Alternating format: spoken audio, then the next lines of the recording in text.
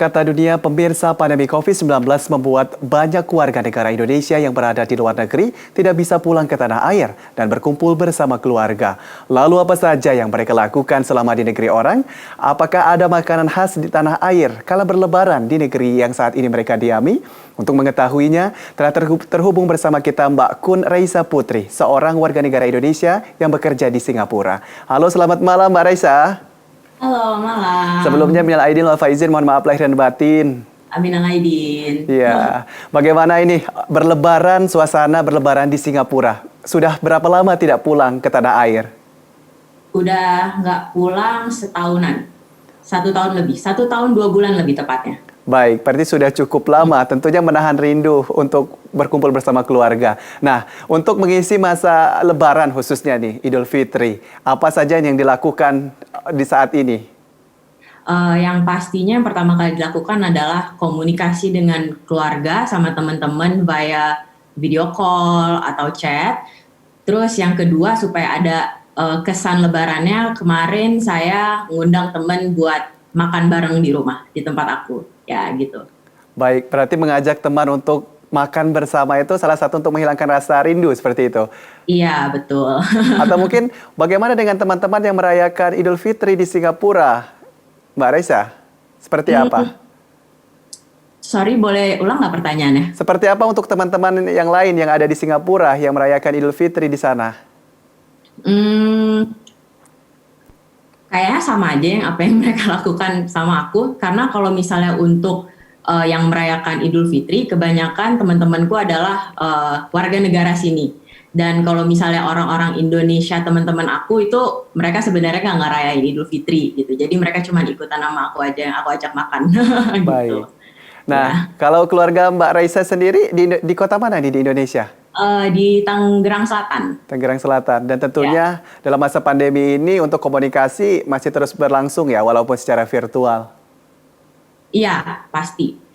Pasti selalu sebenarnya kita kalau frekuensi buat video call atau teleponan sebenarnya nggak gitu sering, tapi kita selalu update apa yang terjadi di kehidupan masing-masing sih, misalnya kayak via foto di grup chat keluarga kayak gitu sih. Uh, Berarti tentunya tetap berkomunikasi ya dengan sanak keluarga iya. yang ada di Indonesia. Nah, Mhm. kalau Mbak Raisa sendiri nih, untuk warga negara Indonesia lain di sana, biasanya apakah kumpul di konjen atau di kedutaan biasanya untuk perayaan hari-hari besar seperti ini? Eh, karena Lebaran ini adalah Lebaran kedua di masa pandemi. Jadi kalau di Singapura itu untuk social gathering itu pasti diperketat, apalagi di tempat-tempat kayak kedutaan itu pasti diperketat siapa aja yang boleh keluar masuk gitu. Jadi sebenarnya nggak ada ngumpul-ngumpul di kedutaan kayak dulu sih. Paling yang kita lakuin cuman ngumpul di rumah, ngundang teman. Itu juga sebenarnya di limit berapa orang yang boleh masuk ke rumah kita gitu. Ba- Dan ya. Baik, dan tentunya terkait dari yang disampaikan oleh Mbak Raisa tadi, tentunya Singapura juga melakukan pengetatan kembali ya untuk publik dan sosial. Bisa diceritakan seperti apa untuk pengetatan atau pembatasan sosial berskala besar di Singapura, Mbak Raisa? Oke, jadi yang paling baru adalah kita baru dapat newsnya hari ini, diperketat lagi buat social gatheringnya maksimal cuman boleh 2 orang untuk ketemu. Dan kita juga nggak boleh makan di restoran, dine in di restoran itu nggak boleh, jadi cuma ada take away doang. Dan other than that, kayak untuk diperketat lagi dan lebih dianjurkan lagi untuk work from home, ya kayak gitu sih. Diperketat lagi karena backgroundnya adalah community cases itu melonjak lagi. Makanya untuk negara kecil kayak Singapura, measures harus sangat cepat untuk diambil tindakan kayak gitu. Dan pembatasan ini hingga Juni masih terus dilaksanakan ya. Apakah memang bagaimana dengan COVID-19 di sana? Apakah memang dirasa terus mengalami pelonjakan seperti itu? Lalu bagaimana untuk pengendalian sendiri di Singapura? Hmm, Kalau sebenarnya bulan ini adalah bulan di mana yang pelonjakannya sangat tinggi. Dan pengendaliannya itu tadi yang seperti saya katakan bahwa diperketat lagi measures-nya, di limit lagi social gathering, terus juga kalau misalnya ada kan kalau di Singapura itu kita masuk ke tempat mana aja kita harus check in, harus ada safe entry, dan di situ government bisa ngelihat bahwa kita kemana aja nih. Kalau misalnya di tempat itu orang-orangnya ada orang yang positif terkena COVID, tempat itu pasti langsung ditutup, abis itu di sanitize. Itu salah satu cara supaya ngeredam COVID sih kalau di Singapura. Ya, kayak Baik, gitu. Mbak Reza, kalau untuk warga negara Indonesia yang ada di Singapura, apakah pemerintah Singapura juga menyediakan vaksin seperti itu? Iya, disediakan juga. Jadi untuk warga negara Indonesia kayak aku yang udah long term pass holder di sini disediakan, tapi mungkin agak terakhir-terakhir kali ya, karena sekarang lagi diutamakan buat lansia dan orang-orang 40 ke atas dulu ya. Baik, kalau vaksin tentunya sudah ada di sana seperti itu khususnya untuk warga negara Indonesia. Lalu seperti apa untuk tempat-tempat ibadah nih kalau dikaitkan lagi dengan Lebaran saat ini? Apakah Singapura masih memperbolehkan untuk masyarakat sebenarnya walaupun tadi dikatakan memang sudah dibatasi dan sangat dibatasi. Untuk beribadah seperti apa di sana? Atau berburu takjil kalau biasanya di Indonesia? Untuk tempat ibadah sebenarnya sekarang lagi diperketat lagi. Jadi kalau di Singapura itu kita harus ibaratnya kayak daftar untuk masuk gitu. Jadi nggak bisa seenaknya buat walk in terus beribadah, itu nggak bisa. Ya. Baik, tentunya di sana sangat ketat sekali ya jika ya disampaikan Mbak Reza seperti itu ya. Iya, sangat ketat. Sebenarnya akhir-akhir ini udah mulai dari awal tahun sebenarnya agak lebih renggang, tapi karena bulan ini, lebih tepatnya minggu ini community case-nya naik lagi, makanya langsung diperketat lagi sama pemerintah. Baik. Nah, kalau Mbak Reza sendiri nih, apa sih yang paling dirindukan untuk pulang ke tanah air? Atau mungkin apa yang hal yang biasanya paling diingat ketika di sana sehingga sepertinya terngiang-ngiang ingin segera pulang seperti itu? Makanan. Makanan. Apa itu Mbak Reza? Makanan rumah sama suasana rumah sih sebenarnya. Biasanya makanan favoritnya Idul Fitri apa ini? eh Sop iga, Sop soto iga. iga pakai lontong. Baik. Nah, tentunya lalu kalau mungkin tadi sedikit terbatas untuk berkumpul bersama teman-teman warga negara Indonesia di sana. Apakah Mbak Reza juga akhirnya tadi menyediakan untuk makanan dengan teman-teman itu masak sendiri atau mungkin di sana ada restoran-restoran tertentu yang memang menyediakan untuk warga negara Indonesia yang mungkin bisa datangi tempat itu? Masak kayaknya enggak ya, karena nggak bisa masak secanggih itu. Paling kemarin yang aku lakuin, aku beli makan aja sih. Dan untuk beli makanan Indonesia susah banget karena makanan-makanan Indonesia kayak restoran-restoran Padang atau restoran Indonesia yang lain tuh pas Lebaran tutup.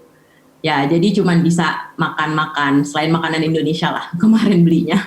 Baik. Yang penting ada ngumpul-ngumpul bareng lah supaya ada kayak suasana Lebaran dikit. Baik. Nah, tentunya ini apakah teman-teman rekan sepekerja seperti itu yang biasanya datang walaupun warga negara Indonesia? Iya, betul. Sama sebenarnya teman dari kuliah sih yang menetap di sini. Baik. Nah, Gitu. kalau Mbak Reza, kalau bisa diceritakan tidak seperti apa sih proses di sana itu dalam proses Idul Fitri tentunya, apakah Anda melihat bahwa memang seharusnya kita juga bisa belajar dari Singapura dalam khususnya penanganan COVID-19?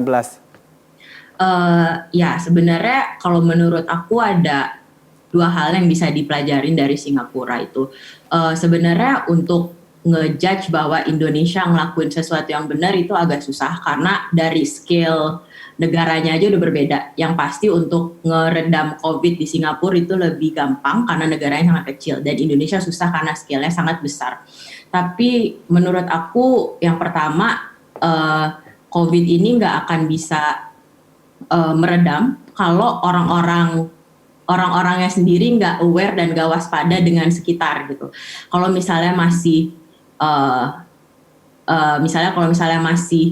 nyantai, ketemu teman atau even ketemu keluarga sendiri kan kita nggak tahu ya mereka exposure-nya dari mana aja gitu. Jadi menurut aku kita harus ngelimit itu sendiri dengan kita harus lebih aware dan kita kayak harus lebih self disiplin lah supaya untuk ngelimit hal-hal ketemu orang atau keluar rumah untuk hal-hal yang nggak essentials. Yang kedua, untuk belajar dari pemerintahnya kayaknya measures-nya pemerintah Indonesia menurut aku ya harus lebih komit dengan rule-rule yang mereka impose gitu.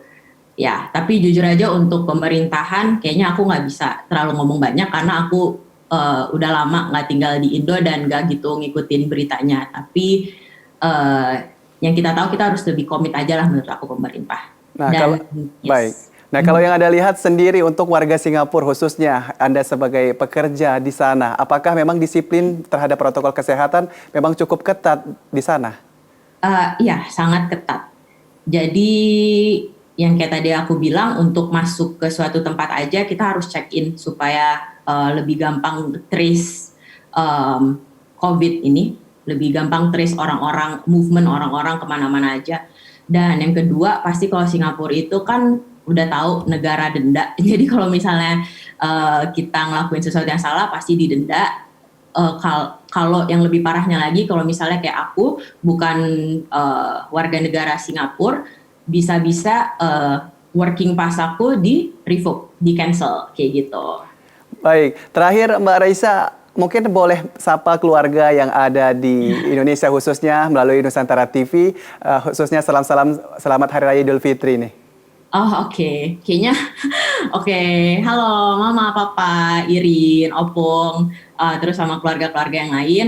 Yang pasti pesannya cuma satu, tolong lebih berhati-hati dan lebih ngejaga diri, nggak usah keluar-keluar kalau nggak penting. Terus yang kedua adalah nggak usah khawatirin aku karena aku di sini insya Allah baik-baik aja dan semoga kita bisa ketemu lagi. Baik. Ya, terima kasih Mbak Kun Raisa Putri atas kesempatan untuk berbincang dengan Nusantara Malam dan dengan Nusantara TV hari ini. Terima kasih, selamat Hari Raya Idul Fitri. Sehat selalu, minal aidin wal faizin, mohon maaf lahir dan batin. Terima kasih Mas Adi Ya, buat waktunya juga.